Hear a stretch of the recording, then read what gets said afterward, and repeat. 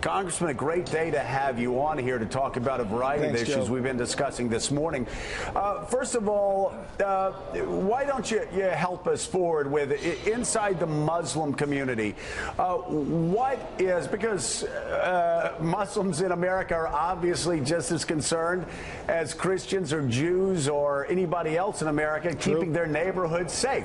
So what is a good balance between allowing Syrian refugees into this country, but also maintaining the security that you want in your neighborhood as much as I want in mine?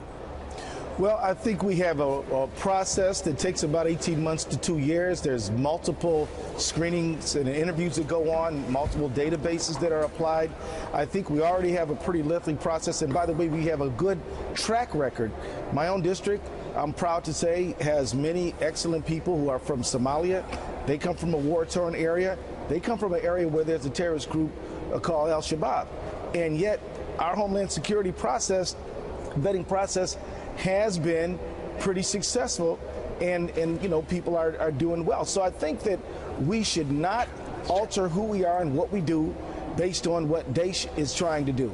We should bolster our process. We should improve it as we go. But I don't think that we should signal to Daesh or anyone that we're going to set up a whole new set of rules to vet people who are Muslim. I think we should treat people the same. Congressman Ellison, this is Michael Steele. With respect to that point and what Joe and the table was just talking about, in looking at the American process, clearly there is a level of confidence. You just talked about an 18 to 24-month process for migrants to come here. What about the European process? What role or what advice, what process can you, as a member of Congress, bring to bear in that conversation so that we know and give the governors of the country the confidence that it is complete and whole from beginning to end? I think we need to embrace our European neighbors and help them bolster their process. I think we need to recognize that we're kind of all in this together, that Daesh hates the world, including the Muslim world, by the way, and we have to join together with our European neighbors and others as well to make sure that we keep the Daesh terrorists on one side and the fleeing refugees who are fleeing those terrorists on the other, who need a safe haven. And this, you know, we need to really have a comprehensive look here. You know, one thing I'll tell you, Michael, is I'm very happy that in Vienna last week, world leaders, regional leaders, including Putin and Obama, really began to start talking about ending the conflict with, you know, diplomatic means and, of course, law enforcement and military means. At the end of the day, we can talk about refugees, and we should, but we got to end this conflict. We have to stop the pot from boiling from the very beginning, and that's where I'd like to spend a lot of time focusing attention. Congressman Ellison, Margaret Carlson here. Since the Paris attacks, as you go about your business on the Hill and you hear your colleagues saying we'll accept Christians, possibly, but not Muslims, what do you say to them? And, well, first of all, how does that make you feel? I mean, you're a protected class as a congressman, but as a Muslim. And what do you say to them to try to walk that back? I say Congress shall make no law establishing a religion nor the free exercise thereof. That is the first clause of the First Amendment. I'm telling you that, you know, these folks are letting fear make them forget our Constitution, and they shouldn't do it. I mean, the fact of the matter is that we don't do that. That's not who we are as a nation. Also, tactically, it's a big mistake, because remember, Daesh, their primary argument is that the West is at war with Islam and Islam is at war with the West. If we start saying Christians but no Muslims, aren't we reinforcing their narrative? No, we have to say they're not representing anything but totalitarian, murderous extremism, and we represent civilization, civility, tolerance, inclusion. That's who we are, and that's who they are, and we should never forget that. And we should always remember that. Yeah. So. Yep. Congressman Nelson, David Ignatius from the Washington Post. I just wanted to ask you what you're hearing from Muslim Americans, whether they are feeling that they're under attack, whether when they hear these governors talk about keeping out Muslims, keeping out Syrians, they feel personally upset, because if they begin to get angry, it becomes a very different situation. What are you hearing? What I'm hearing is that people feel fear, trepidation, hurt feelings.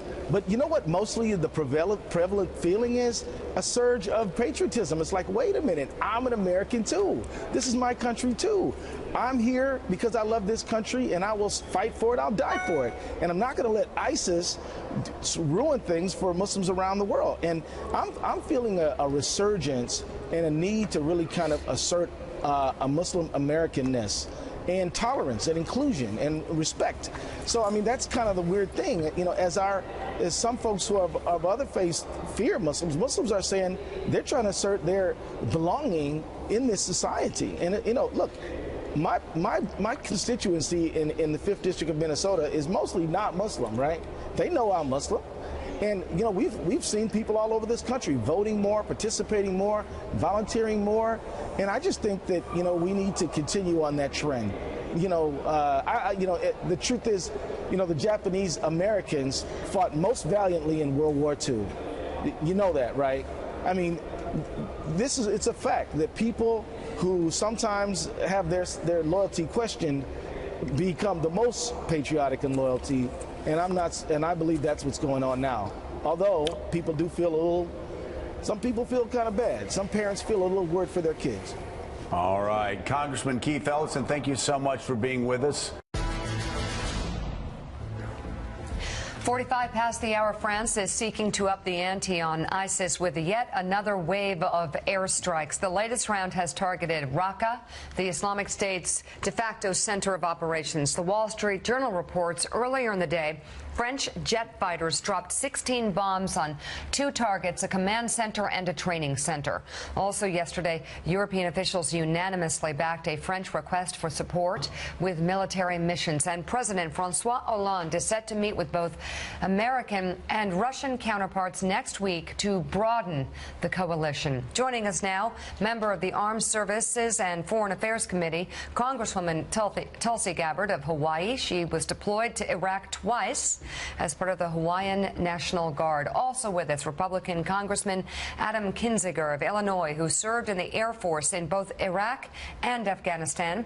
And NBC News Justice correspondent Pete Williams is at the table as well. Good to have you all. Congresswoman, let's start with you. You've had some pretty tough words about the illegal war against Assad. You said we must stop the illegal war against Assad. Explain. Well, I think there's a lot of misunderstanding and confusion. A lot of people, frankly, just aren't aware that there are 2 wars that we're waging right now in Syria. The first one is against ISIS. This is a war that was authorized after 9/11 against al-Qaeda and its affiliates, these other Islamic extremist groups. And this is a war that is within our national security interests. The second war is the war to overthrow the Syrian government of Assad. This is not a war that has been authorized by Congress. Congress has not declared war against this sovereign government, and it's counterproductive to our first war to defeat our enemy, because it's helping achieve the objective that ISIS, al-Qaeda, al-Nusra, and all these other Islamic extremist groups are trying to do, to take over all of Syria, to establish their Islamic caliphate, which would be disastrous in a humanitarian perspective and also a greater threat to the world. But, Congressman, can we have peace in Syria if Assad stays? No. And, I mean, you know, with respect to my friend Tulsi, the idea of an illegal war against a dictator that his country's turning against, he controls 18% of Syria. Well, shouldn't we declare war against Assad? No, because we're not engaged in active warfare. Are we maybe helping to train the opposition? Sure, we do that in a lot of places. Active warfare is, you know, we're airstrikes against him. We dealt with that with the Red Line, which we made a huge mistake in not enforcing against Assad. But look, when all is said and done, if you want to fix ISIS, you have to fix Syria. Assad controls 18% of it. As long as he stays, there's no chance for hope in Syria, and these groups rebel. Richard Haas, isn't that part of the problem, though, is that it is a two-front war, and we're not exactly sure where we stand against Assad being driven out of power and where we stand on how aggressive we're going to be against ISIS? Exactly right. We want Assad driven out of power, but not quite so quickly that there's a vacuum of power so that we could see in Damascus a version of what we saw in Lebanon. That said, he does have to leave power, but it's not going to be through an American act of war. That seems to me almost irrelevant. The only way he's going to be driven out of power is if his Alawite colleagues and the Iranians and the Russians want him pushed out of power. Those are the people keeping him there. So it doesn't require an act of war to see political change and transition in Damascus. The problem is that his many backers show precious little inclination to push him out. There is the larger question: how do we conduct a war in Syria under these circumstances? Because odds are, Joe, for the next couple of years, Assad could well be in power in an enclave that controls a fraction of the country. How is it we support Kurds? How is it we support the various Arab tribes? How do we go after ISIS and Nusra in that environment? What is our goal? What scale do we do it with? What role do others play? What's our definition of success? How fast do we try to achieve how much? And is that in any way necessarily supported by an act of war? That's the question about American strategy that I simply do not see being debated in this country. And Pete Williams, we also obviously going to have another debate in this country, and that is where security concerns meet personal liberty. We had the battle after September 11th.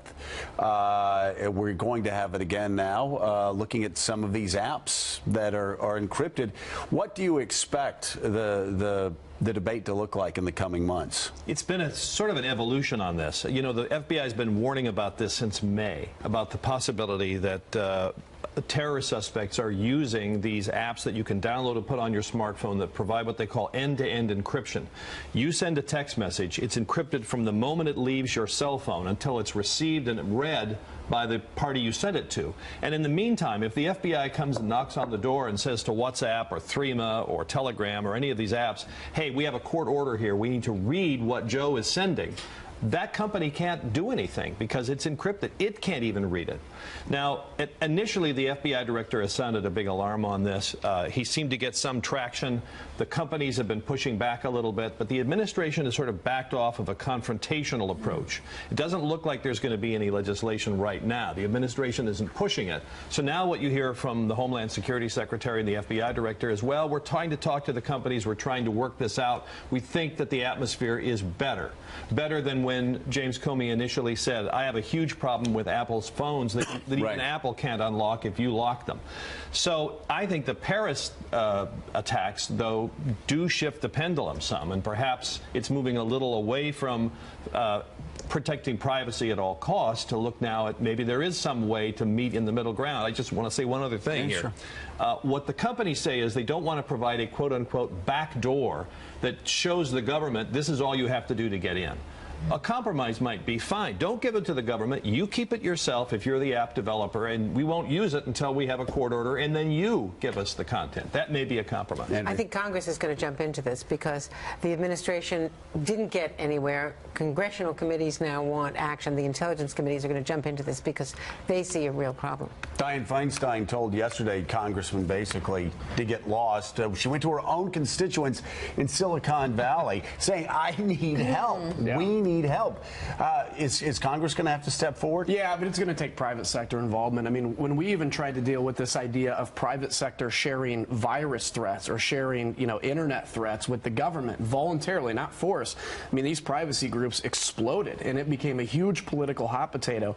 The idea that we can now get to the point where we're going to be allowed to read encrypted text messages, I think it's going to be a big fight. It's a discussion we're going to have, though. It's going to be a big fight because it's always that argument of the balance between civil liberties and national security. And I think the key to this is something that you mentioned is with cause. If you have a court order, if you have a valid reason to be able to try to get access to the information, that's one thing, versus the bulk gathering, the gathering of information on all Americans, whether it's emails or phone calls or who we're calling. That's, I think, at the crux crux of this argument is with cause versus gathering information on all Americans. Important to note here, though, that while we're having this discussion, we don't yet know if, in fact, that the plotters in Paris used encrypted apps. We just don't know that yet. Many law enforcement people have said they think it's likely, but we don't know it. These are people that there were brothers involved in this. They knew each other, so maybe they did the planning over the kitchen table. We just don't know that yet. All right, Tulsa Gabbard, Adam Kinzinger, and Pete Williams, thank you very much. Thank you. As we go to break, this just in from the Associated Press, the main terminal at Copenhagen's International Airport has been evacuated because of a suspicious bag. We'll be tracking that development and the latest from the raid in Saint Denis, when Morning Joe comes right back. 33 past the hour. We have an update on that violent anti-terror raid in a neighborhood just north of Paris this morning. The French Interior Minister just addressed reporters and said that 7 have been arrested. 2 suspects are dead. They are not identifying who was arrested at this time, but confirmed that they believed the so-called linchpin of last week's deadly attacks, Abdelhamid Aboud, would be found inside the apartment. They are currently not answering questions of whether he was inside. We are awaiting an address from President